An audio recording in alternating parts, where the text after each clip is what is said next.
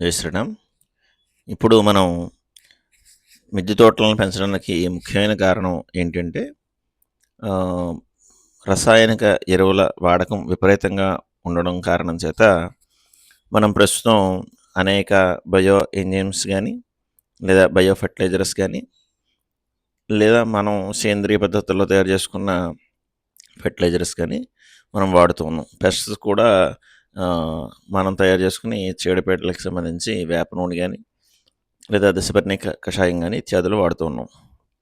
అయితే ప్రస్తుతం ఏం వాడినా కూడా ఫెర్టిలైజర్స్ అన్నీ కూడా చక్కగా మొక్క పీల్చుకోవాలంటే ముఖ్యంగా కర్బనం శాతం భూమిలో చాలా బాగుండాలి. దీనికోసం మనం ప్రస్తుతం బయోచార్ అనే విధానాన్ని వినియోగించడం చూస్తూ ఉన్నాం. దానికోసం ముందుగా చార్కోల్స్ మనం తెచ్చుకోవాలి. అంటే బొగ్గులు. ఇవి బూడిద కాకుండా బొగ్గులు తెచ్చుకోవాలి. దీనికి అనేక మంది వీడియోస్ పెట్టారు. ఈ బొగ్గులు ఎలా తయారు చేసుకోవాలనేది. మన ఆహ్, మిద్దె తోటపై ఉన్న మొక్కల్లో కూడా కట్టెలు ఉంటాయి గదా! అవి కూడా మనం చేసుకోవచ్చు.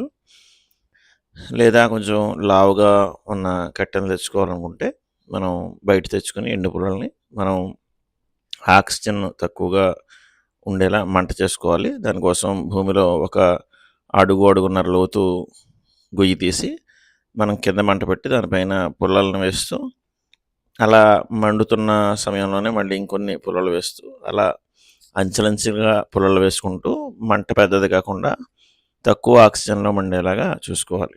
అదేవిధంగా ఇది బాగా పూర్తయిన తర్వాత మంట ఇంకా బూడిదవుతోంది అనే దశలో మనం శుభ్రంగా నీళ్లు జల్లేసుకుంటే గనక మనకి కట్టె బొగ్గులు తయారవుతాయి. అలా ఇదంతా చేయలేమండి ప్రాసెస్ మనకి ఇంటి దగ్గర పోయి తీయడానికి కూడా లేదు అనుకున్నప్పుడు ఏదైనా ఇనప డ్రమ్ముల్లో కూడా ఈ పద్ధతిని అవలంబించొచ్చు. అంటే బయట గాలి లోపలికి రాకుండా ఉండాలది దీనిలో ప్రధాన ఉద్దేశం. అలా కాని పక్షంలో ఇంకా సులువుగా చేసుకునేదేంటంటే, ఈ ఇస్త్రీ బళ్ళు వాళ్ళ దగ్గర అది కూడా ఈ చార్కోల్ దొరుకుతుంటది. రాక్షస బొగ్గు అంటూ ఉంటాం. ఈ బొగ్గుని మనం తెచ్చుకోవచ్చు. అయితే కొంచెం పెద్ద పెద్ద ముక్కల్ని ఏరేసుకొని, చిన్న ముక్కల్ని మనం తయారు చేసుకోవడం వలన అంటే మనం మట్టిలో పాతాలి కదా ఇవన్నీ కూడా. మనం పెద్ద పెద్ద ముక్కలైతే పాతడం ఇబ్బందవుతుంది. ఆహ్, ఒకవేళ కొత్త కుండీలు పెట్టుకునే పడమయితే పెద్ద ముక్కలున్నా ఇబ్బంది లేదు. ఆ రకంగానే మనం కుండీలో వేసేసుకొని దాంట్లో పెట్టేసుకోవచ్చు. అదేవిధంగా బయోచార్ తయారు చేసిన తర్వాత దానిలోనే డైరెక్ట్‌గా మనం విత్తనం గాని, మొక్క గాని పెట్టేసుకోవచ్చు. అది కూడా ఇబ్బంది లేదు. మనం బయోచార్‌ని తయారు చేసుకున్న తర్వాత ఆల్రెడీ సెటిల్ అయిన మొక్కలున్నప్పుడు వాటిలో మనం చేసుకోవాలంటే ఆ మొక్కని తీస్తే కొంచెం డిస్టర్బ్ అవుతుంది కాబట్టి ఒక 6 ఇంచులు, 4 ఇంచుల వరకు చుట్టూరా తవ్వి ఈ బయోచార్‌నయితే వేయొచ్చు. ముఖ్యంగా బొగ్గులు ఉత్తినే వేసినా కూడా కొంత లాభం ఉంది. కారణం ఏంటంటే, మనం తర్వాత పైన నుంచి వేసే ఏవైతే పోషకాలున్నాయో, ఈ నత్రజని గానీ, ఫాస్ఫేట్ గానీ, లేదా భాస్వరం గానీ, ఇలా రకరకాల పోషకాలు మనం అందిస్తుంటాం గదా! ఇలాంటి డీఏపీలు అంటే ఆర్గానికల్‌గా తయారు చేసుకున్న డీఏపీలు, ఎన్‌పీకేలు ఇవి కూడా మొక్క పీల్చుకోవడానికి ఇది బాగా ఉపయోగపడుతుందన్నమాట. మనం మామూలుగా బొగ్గు లేకుండా డైరెక్ట్‌గా వేసేసినప్పుడు ఏమవుతుందంటే, దాంట్లో పీల్చుకుంటుంది గానీ, మళ్ళీ మనం నీళ్లు పోసినప్పుడు ఆ చిల్లుల్లోంచి బయటికి వెళ్ళిపోతుంటాయి. అదే పోషకాలు నిలవాలంటే, ఈ బొగ్గులు ఆ పోషకాలని పట్టుంచుతాయన్నమాట. ఉంచి మళ్ళీ మనం నీళ్లు పోసినప్పుడు స్లోగా రిలీజ్ చేసి మొక్కకి అందిస్తూ ఉంటాయి. అందుచేత ఉత్తి బొగ్గులు పోసుకున్నా కూడా అంత లాభమైతే ఉంటుంది. ఇంకా తర్వాత ఈ బొగ్గుల్లో మనం పోషకాలు కల్పించినట్లయితే ఇంకా మంచి ఉపయోగం ఉంటుంది. అలాగే ఇది వేసుకున్న తర్వాత బయోచార్ మళ్ళీ ఏడాది వరకు మనం బయోచార్ వేయక్కర్లేదు. దాదాపుగా చాలా ఏళ్ళు పనిచేస్తుంది. కానీ మన మొక్కల కుండీల విషయంలో మాత్రం ఒక ఏడాదికి ఒకసారి వేసుకుంటే మంచిది. రెండో విషయం ఏంటంటే పోషకాలని ఎప్పటికప్పుడు ఇస్తూ ఉన్నప్పుడు అది పట్టి ఉంచుతూ ఉంటుందన్నమాట. అందులో ఉన్న పోషకాలు అయిపోయినా కూడా మనం మళ్ళీ 15 రోజులకు ఒకసారి ఇచ్చేది నెల రోజులకు ఒకసారి కూడా ఇవ్వచ్చు. అలా ఇచ్చినప్పుడు ఈ బయోచార్ లోపల ఏం చేస్తుందంటే వాటిని పట్టి ఆ మొక్కలకి కావాల్సిన సమయంలో అందిస్తూ ఉంటుంది. దీంట్లో ముఖ్యంగా మనం పుట్టమట్టి తెచ్చుకోవాలన్నమాట. ముఖ్యంగా అడవులలో ఉన్న మట్టి దొరికితే చాలా మంచిది. ఎందుకంటే సూక్ష్మ పోషకాలు చాలా ఎక్కువ ఉంటాయి ఆ మట్టిలో.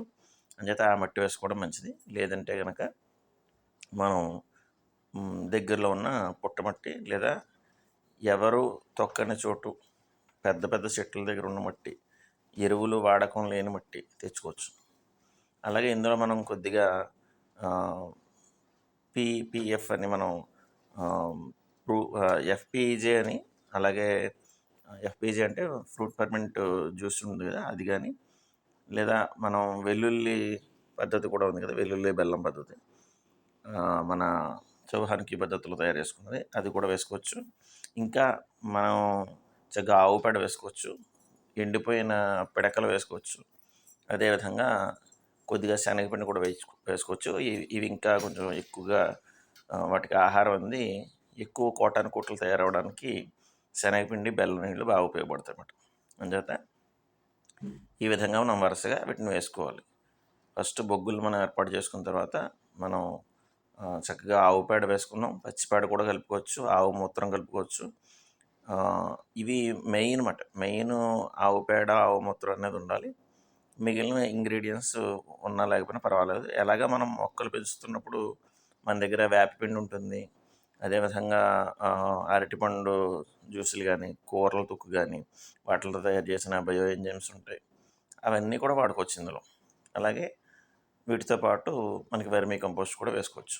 ఏదైనా సరే బలానికి సంబంధించిన ఏమన్నా కూడా మనం ఈ బొగ్గులోకి కలుపుకోవచ్చు అన్నమాట. అలా చక్కగా మనం తయారు చేసుకుని వీటిని బాగా కలపనీయాలి. బాగా తిరగేసి ఈ బొగ్గులు కంటేలాగా మెత్తగా, బొగ్గులు బాగా చిన్నవైతే ఇంకా మంచిది, ఇంకా చిన్న చిన్నవి అంగుళం ముక్కలైనా కూడా చాలా మంచిది. ఈ బొగ్గుల్లో ముఖ్యంగా బాగా మాడిపోయినవి లేదా పొడైపోయినవి అయితే కనుక వేస్ట్ అది. ఎందుకంటే చార్కోల్లో మనకి ఎందుకు బొగ్గులే, కట్టె బొగ్గులు కావాలి అనుకుంటున్నాం అంటే అందులో చిన్న చిన్న రంధ్రాలు ఉంటాయి అన్నమాట. ఆ బొగ్గులో మనం గమనించినట్లయితే చిన్న చిన్న రంధ్రాలు ఉంటాయి. వాటిల ద్వారా మనం ఇచ్చిన పోషకాలని పట్టి ఉంచుతుంది. బొగ్గులో ఆ తత్వం ఉండదు. బొగ్గు ద్రావణం అనేది వేరేగా పోషకాలను ఇస్తుంది, నైట్రోజన్ బాగా ఉంటుంది, దాని కథ వేరు. కానీ ఇక్కడ మాత్రం మనం ఆ బొగ్గుని అయితే బూడిదని వాడకూడదు, బొగ్గుల్ని వాడాలి. ఇవి బాగా కలియబెట్టిన తర్వాత మనం జాగ్రత్తగా ఒక తొట్టులో వేసుకోవాలన్నమాట. ఈ తొట్టులో వేసుకున్న తర్వాత 15 రోజులు దీన్ని కంటిన్యూషన్గా బెల్లం నీళ్ళతో తడపాలండి. ఇది మనం బాగా గుర్తుపెట్టుకోవాలి. మనం చూడండి, శనగపిండి కూడా వేసుకుంటున్నాం మనం కొద్దిగా. ఎందుకంటే పోషకాలకి మనం ఎలా అయితే బయోచారు తయారు చేసినప్పుడు, మనం ఘనజీవామృతం, ద్రవజీవామృతం తయారు చేసినప్పుడు కూడా మనం అలా శనగపిండి వేస్తాం. ఎందుకంటే కోటాను కోట్ల సూక్ష్మ క్రిములు అందులో బ్యాక్టీరియా తయారవడానికి వాటికి ఆహారం అన్నమాట ఇదంతా కూడా. అందుచేత బెల్లం నీళ్ళు కానీ, శనగపిండి కానీ దానికి ఉపయోగపడుతుంది. ఇప్పుడు మీరు చూసినట్లయితే చక్కగా ఇలా అన్నీ కలిసేలాగా, బొగ్గు కంటేలాగా పొడి పొడిగానే ఉండాలండి. ముఖ్యంగా కొంతమంది వీడియోస్లో నేను ద్రావణంలో తయారు చేసేయడం చూశాను, కానీ శాస్త్రవేత్తల వీడియోస్లో మాత్రం వాళ్ళు క్లియర్గా చెప్పారు, మనకి తడి పొడిగానే ఉండాలని చెప్పారన్నమాట. జత దాన్ని ముద్ద చేసుకోకండి, అలా తడి పొడిగా ఉండేలాగే బొగ్గులు గంటేలా మాత్రం కలపండి. ఇలా రోజు ఒకసారి కలిగి తిప్పితే ఇంకా మంచిది. మనకి ఎలా అయితే జీవామృతాన్ని తిప్పుతూ ఉంటాం కర్ర పెట్టి, అలా తిప్పితే చాలా మంచిది. అలా కాని పక్షంలో మాత్రం అలాగే ఒక కుండలో లేదా ఒక టబ్లో సెటిల్ చేసేసి వాటిని బెల్లం నీళ్ళు మాత్రం పైన చల్లితే సరిపోతుంది. ఈ విధంగా మనం బయోచార్ని తయారు చేసుకున్న తర్వాత 15 రోజుల తర్వాత దాన్ని మనం ఎప్పుడైనా వాడుకోవచ్చు అన్నమాట. దీన్ని మనం ఇందాక చెప్పుకున్నట్లుగా డైరెక్ట్గా కుండీలో కొత్త మొక్కను తెచ్చుకున్నప్పుడు మనం ఆల్రెడీ బ్యాగ్లో వేసేసి బెడ్ సెట్ చేసేసుకుని అందులో డైరెక్ట్గా పెట్టేసుకోవచ్చు ఈ మొక్కని. అలా కాని పక్షంలో మాత్రం ఆల్రెడీ సెటిల్ అయిన మొక్కల్ని మనం డిస్టర్బెన్స్ చేయడం ఇష్టం లేకపోయినప్పుడు మనం ఒక 6 అంగుళాల చుట్టూ తవ్వి వాటిలో కనుక దీన్ని మనం ఇచ్చినట్లయితే మొక్క చాలా ఏపుగా పెరుగుతుంది. మంచి మంచి పోషకాలు మనం ఇందులో ఆల్రెడీ కలిపాం. అలాగే తర్వాత ఇచ్చే ఫ్రూట్ జ్యూస్లు కానీ, లేదా పళ్ళ తొక్కులు యొక్క నీరు కానీ, లేదా బియ్యపు కడిగిన నీరు కానీ, లేదా ఏదైనా పప్పుల కడిగిన నీరు కానీ, ఏదైనప్పటికీ కూడా ద్రావణాలు మనం ఇచ్చినప్పుడు అవి అద్భుతంగా పనిచేయడానికి ఇది తోడ్పడుతుంది. రైతులు అందరూ కూడా, ముఖ్యంగా మిద్దె తోట మన రైతులు ఎవరైతే ఉన్నారో వారు దీన్ని తయారు చేసుకుని మనం బస్తాల్లో కనుక కలిపి పెట్టుకున్నట్లయితే ఇది ఏమి బూజు పట్టడం కానీ, పాడవడం కానీ అలాంటిది ఏం జరగదు. వెంటనే వాడేసుకోవడం బెస్ట్. ఒక నెల 2 నెలల్లో మనకి ఎలాగా మొక్కలకి ఒక 50, 60 మొక్కలు దాటే ఇంచుమించుగా మిద్దె తోటల్లో ఉంటాయి కాబట్టి ఆ రకంగా అన్నింటికి ఉపయోగపడితే సరిపోతుంది. దానికి అన్నింటికి మనం వినియోగం చేసినట్లయితే. అలా కాని పక్షంలో ఇంకా మిగిలిందనుకుంటే మాత్రం కొంచెం జాగ్రత్తగా నీడ ప్రాంతంలో దీన్ని పెట్టాలి. దీన్ని ఇప్పుడు తయారు చేసినప్పుడు కూడా మనం 15 రోజులు కూడా నీడలోనే ఉంచాలి. ఎండలో మనం జీవామృతం కానీ, ఘనజీవామృతం కానీ మనం చూస్తూ ఉంటాం కదా! అది నీడలోనే తయారు చేస్తాం. అలాగే ఘనజీవామృతం కూడా నీడలోనే ఆరబెడతాం. దాన్ని ఎండలో ఎండబెట్టకూడదు. ఎందుకంటే పోషకాలు అనేవి బ్యాక్టీరియా చచ్చిపోతాయి వాటి వేడికి. ఇది అలా కాకుండా దాన్ని నీడలో పెట్టాలి. దాన్ని ఇలా మనం ఒక టబ్లో వేసేసుకుని ఈ మిశ్రమాన్ని అంతా కూడా దానిపైన ఒక క్లాత్ కానీ మూత కానీ పెట్టాలి. గాలి తగిలేలా ఉండాలన్నమాట. ఎయిర్ వెళ్ళకపోతే కూడా మనకి పోషకాలు అనేవి పెరగవు, బ్యాక్టీరియా పెరగదన్నమాట. అందుచేతనే ఎయిర్ తగిలేలాగా చూసుకుని దాంట్లోకి వేరే ఇతరత్ర ఏ క్రిమికీటకాలు దూరకుండా ఉండేలా ఒక గుడ్డని కానీ లేదా ఒక మూతను కానీ ఏర్పాటు చేసుకోవాలి.